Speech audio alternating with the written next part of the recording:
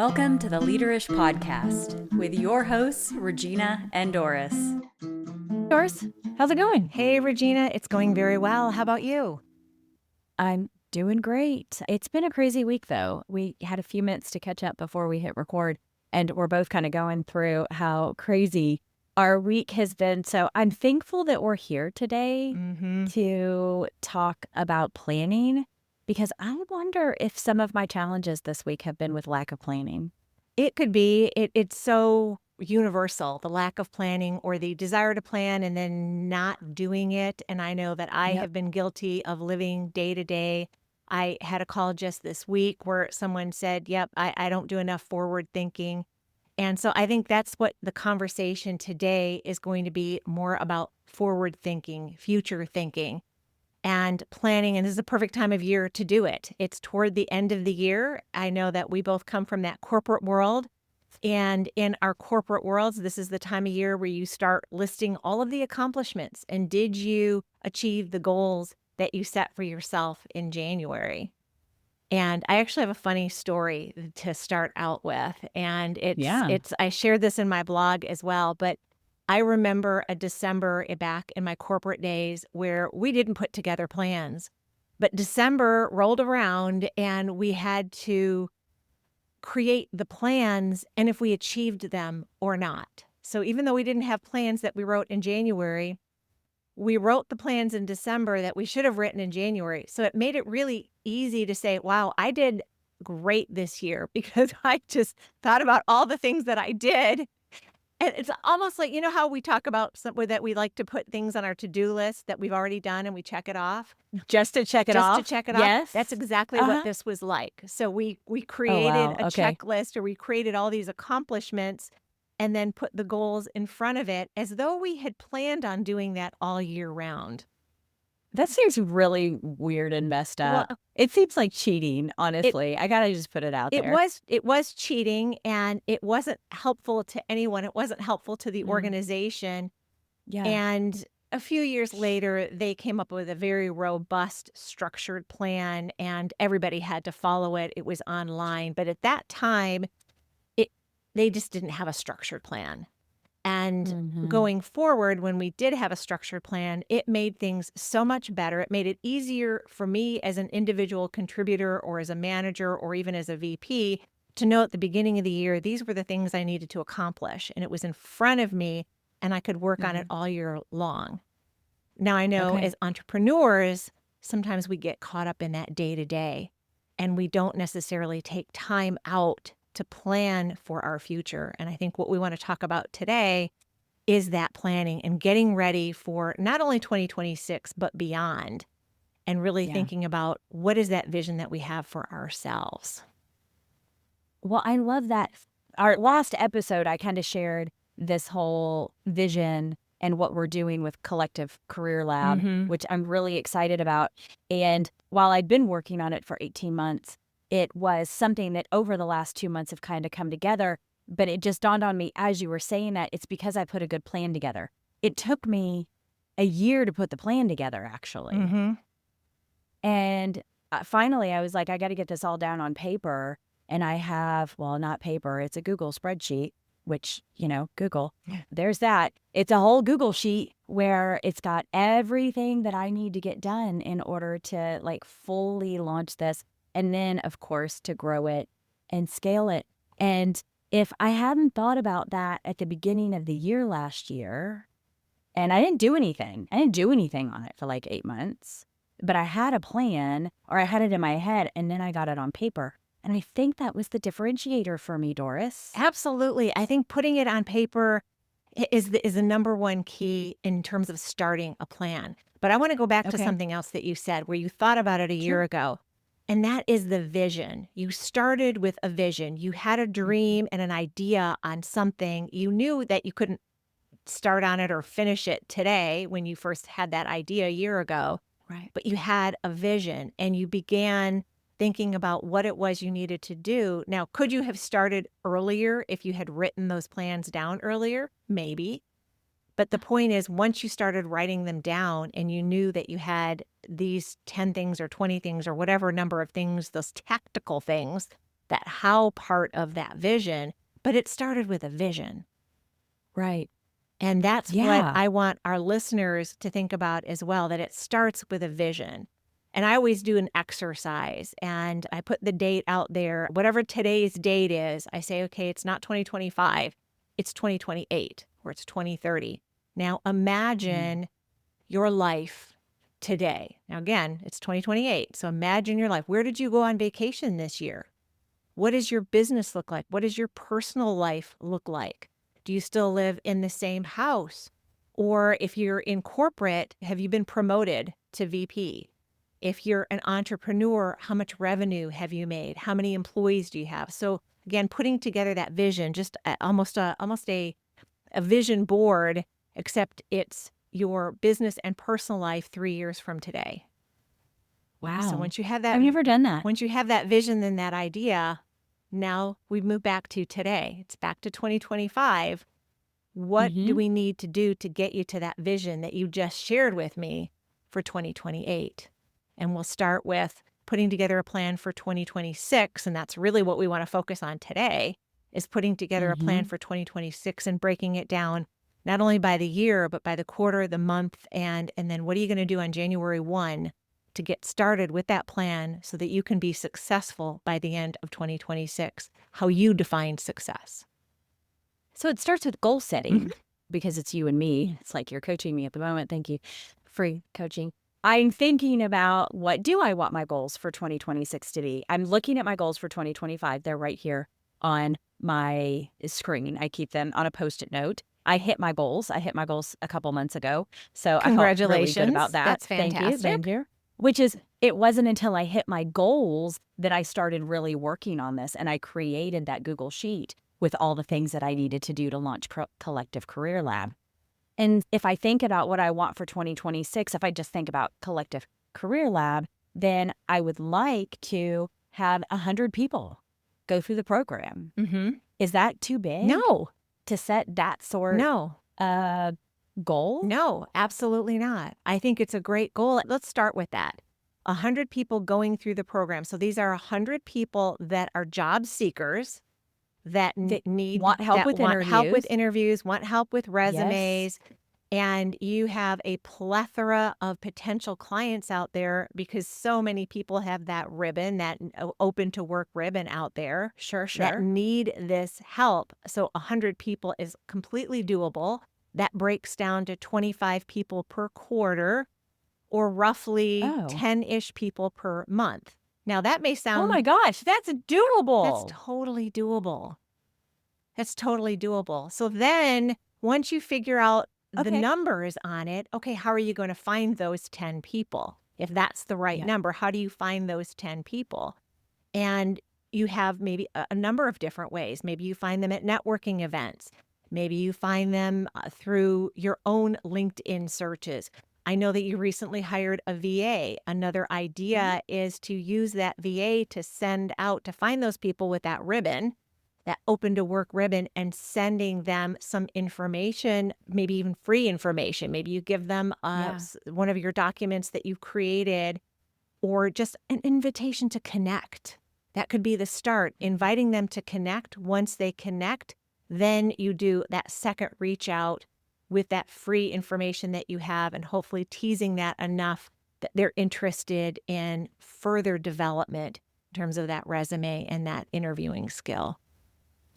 I love it. There's a few other things that I think I need to get a little bit more crisp. We've started doing, I have 2 workshops that I can deliver to job seeker groups. So if you think about career transition groups, or a lot of churches do them, a lot of organizations and associations have career transition groups. So I've been reaching out to them to deliver some of these free workshops that are extremely valuable, that go over some of the things that we do in the program that are beneficial to job seekers. And there's so many other things to do.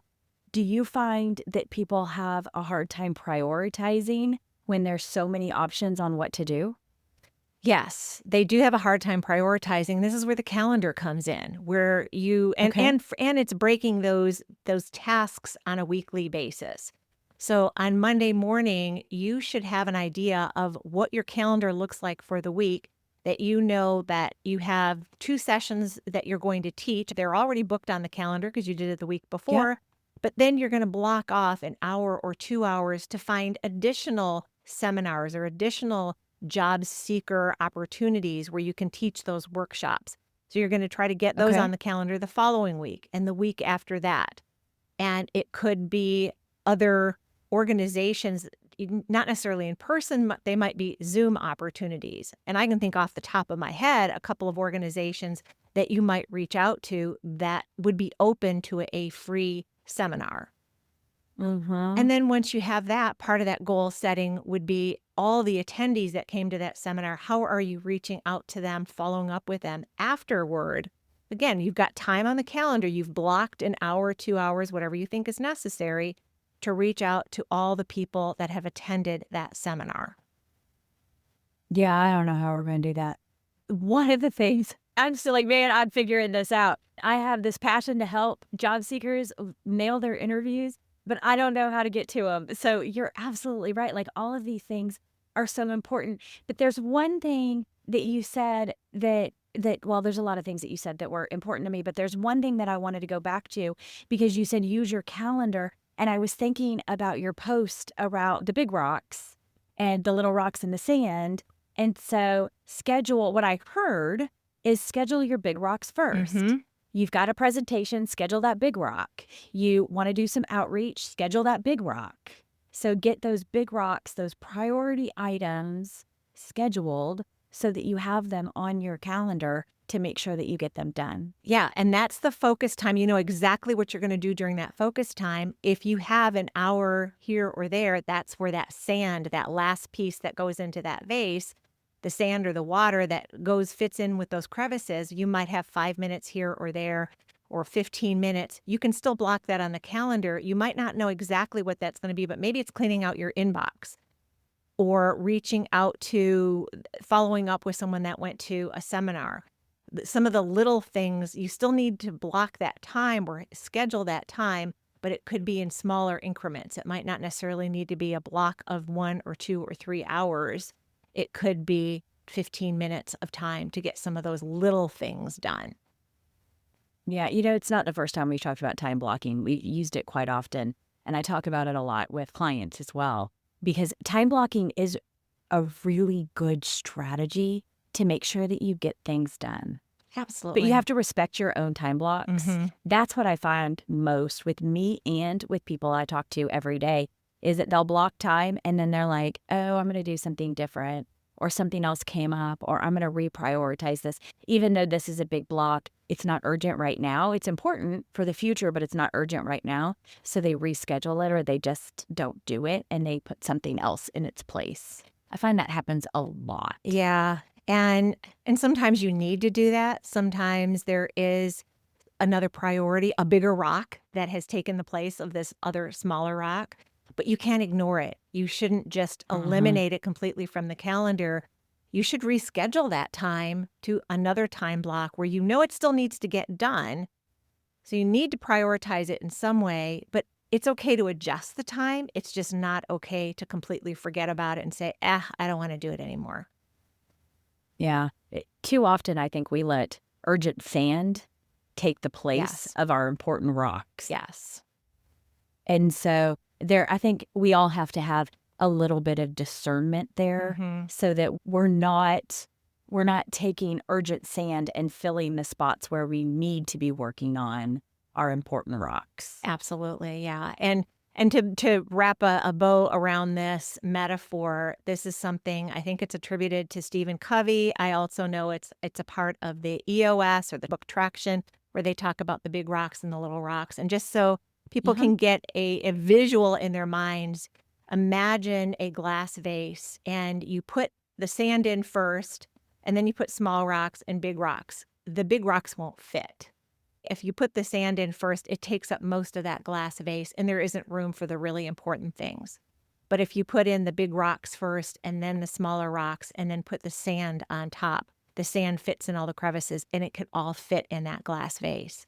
The priority of those big rocks, it's important to put that in first, otherwise there won't be room. So when you start reprioritizing, like you said, and you put in sand in place of the big rock that should be there.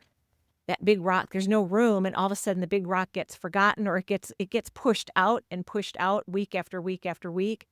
And the next thing you know, it's December and you haven't achieved your goals because that big rock's just been moved from week to week, month to month, and it never got done.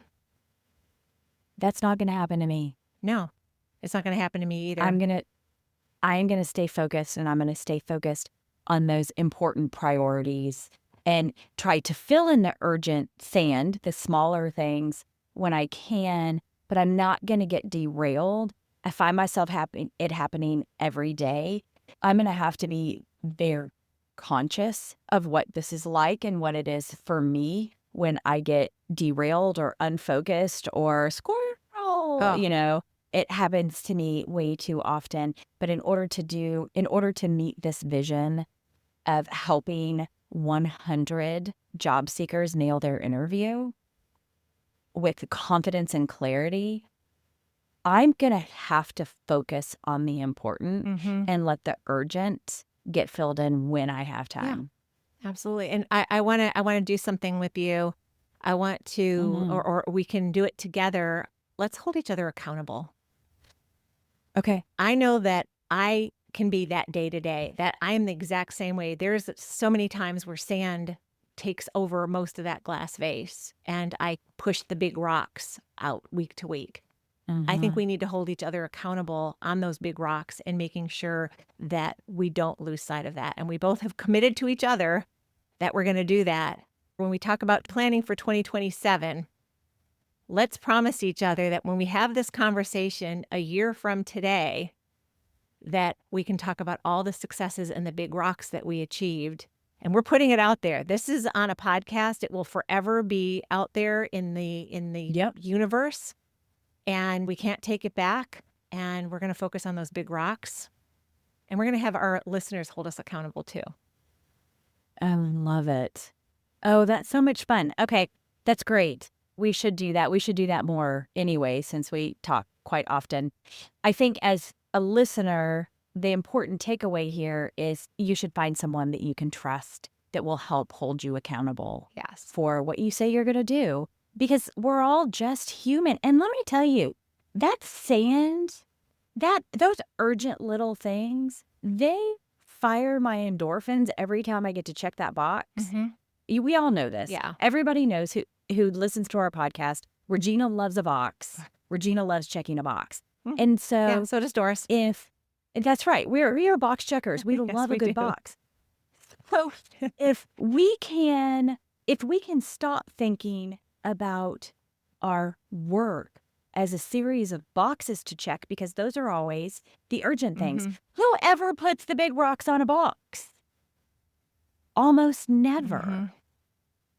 So then here's my question to myself and to you. If we are going to focus on these big rocks, and we're not going to use lists because that doesn't work, because the list just gets longer and the big rock stays up top. How do we do this? One challenge with that, the big rocks can be broken down into those small tasks. And I think it's not the big rock. The 100 people, you're not going to say, your list isn't going to say 100 people. Okay. Yeah. Your to-do is taking that 100, and we've broken it down to, what do we say, 10 per month. That's roughly, we'll call it 3 per week. And that's where it gets broken down on that week. And that's how I usually do my task list. I don't do it on the day by day because I'll get lost in what I have to do today versus tomorrow versus Wednesday, Thursday, Friday. And so I usually have a list that is a week-long list. I might write down that star. We've talked about this before, the star of what I need to get done today. Those might get highlighted or starred or somehow labeled differently. I could even put MTW for the different days of the week. But that's where you break it down. So I'm going to talk to 3 people this week, or I'm going to reach out to 10 people so that I can get 3 people, or have my VA reach out to 10 people so that I can get the 3 people that I need to talk to today to get to that 100 people. In the same way, it works the same with the seminars, is what am I going to do today or this week to reach Right. that milestone. If I want to teach, let's say 20 seminars by the end of 2026, break that down as well. That's what gets to put on your to-do list. The big rock is still the seminars. The big rock is the 100 people, but you break it down into smaller, doable tasks.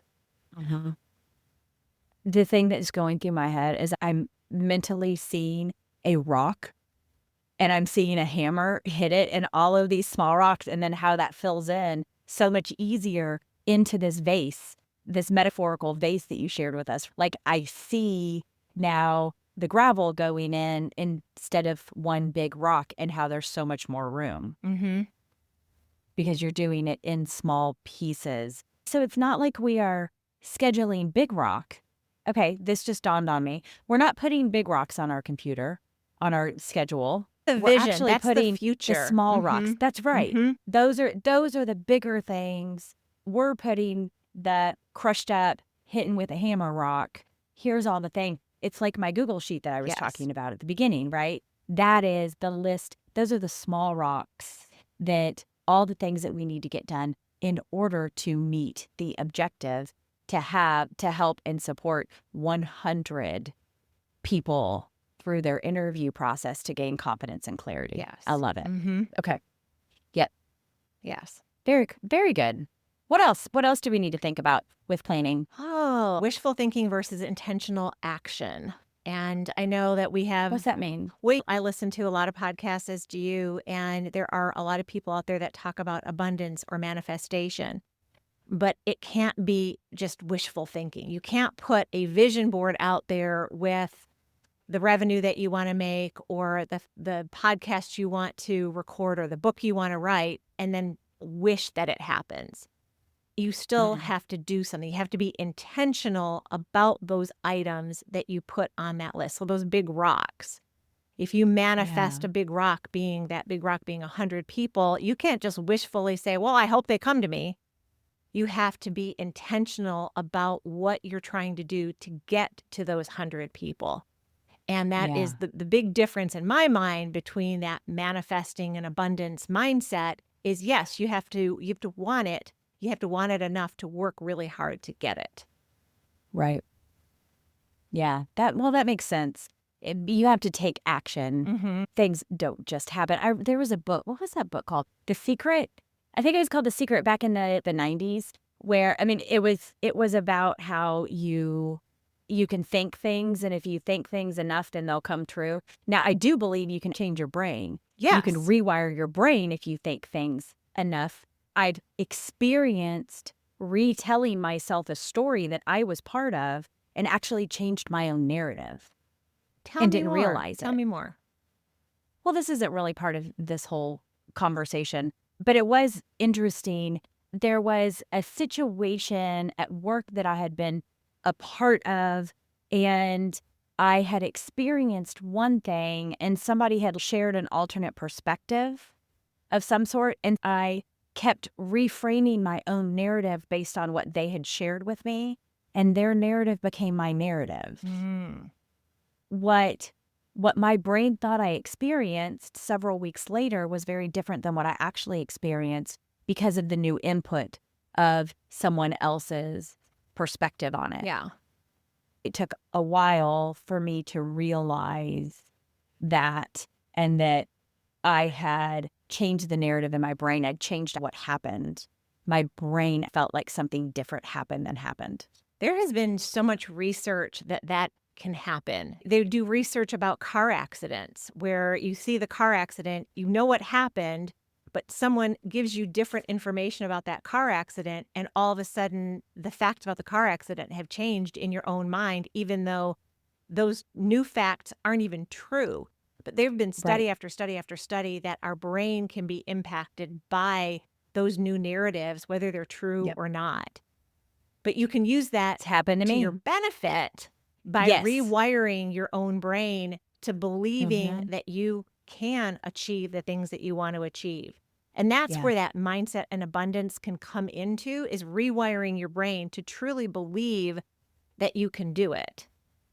And a simple, maybe it's not so simple exercise, and I taught this in my clarity workshop, is think about something that you achieved. It could be from your childhood, it could be a career experience, something that you achieved that you were proud of, something that you had to work for to get. After you think about that, think about another situation where maybe you didn't have as much success. I won't call it failure because it's probably a learning, but maybe you didn't have as much success in that other item. So you've got these two things you're thinking about. From Okay. an intentionality and a focus, what was different between those two? And the reason I ask that question is as you're thinking about something that you achieved that you're very proud of. And let's just use something simple like a designation, one of a CPCU designation, which is a professional insurance designation.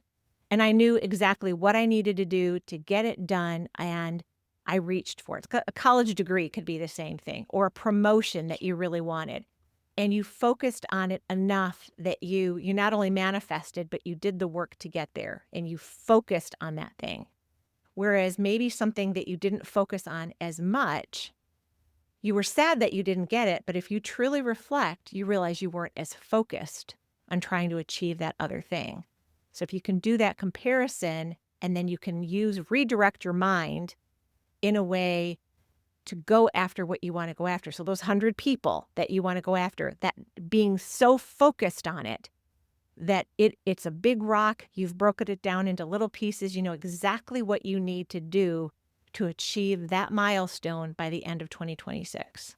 Very interesting. Yes. Yeah. Our brains are interesting. Mm-hmm. Also, I don't know if you've ever seen the Spiral Up guy.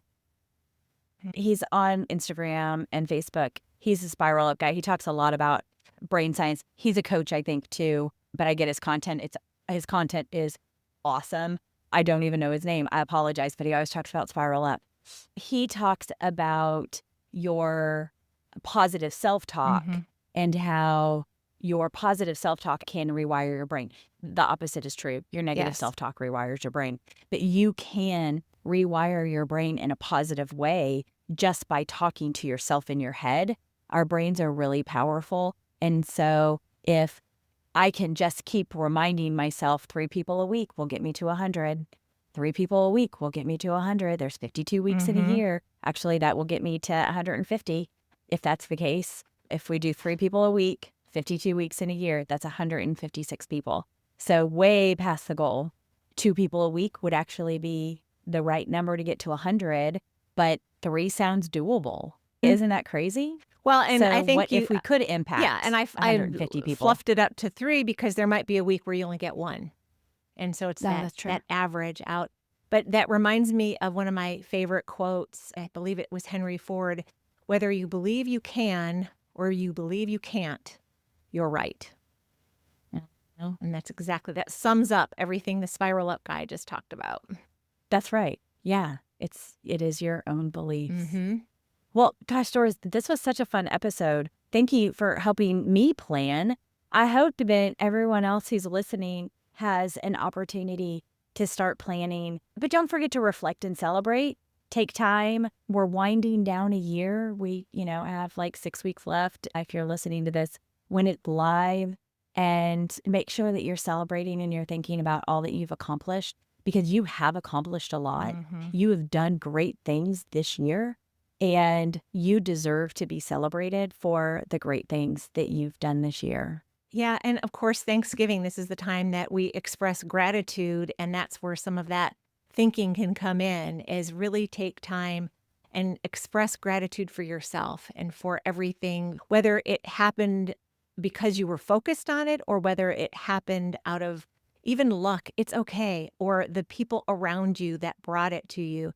Hopefully you've been able to receive. I didn't realize how difficult it was for sometimes people to receive things, whether it's compliments or money or gifts or whatever it is. There are a number of people that struggle with receiving. And hopefully you have been able to receive, and you can take gratitude for what people have given you to either help you in your business, help you in your life, maybe even brought you food because you were sick, whatever it was. Yeah. Show gratitude, even if it's inward gratitude. Maybe share it around the Thanksgiving table next week. But yeah, take time to reflect on this year. It's one of my favorite things to do is really go back and realize all the good things that have happened, even among some of the bad things and the frustrations and maybe even sad things that have happened. But take time to reflect on all the good things and how much better your life is today, hopefully, than it was a year ago or 5 years ago. Okay. I love it. All right, well, that is about it for today. We would love to talk to you. All of our links can be found in the show notes. Follow us on this journey as we dive into all things leadership. Also, we'd love a review. You can find us on YouTube or anywhere where you get your podcasts. And we'd love for that like and subscribe button on YouTube or the follow button on wherever you get your podcasts. Leave us a review. If you can leave a comment, that's even better. We are so grateful every time somebody reviews our podcast. It just helps us get to more folks who are looking to grow their skills. And if you're interested in being a guest, as always, reach out to us. We would love to talk to you. You can find us at leaderishpodcast@gmail.com. And with that, I will say cheers, Doris. Cheers, Regina. Happy Thanksgiving.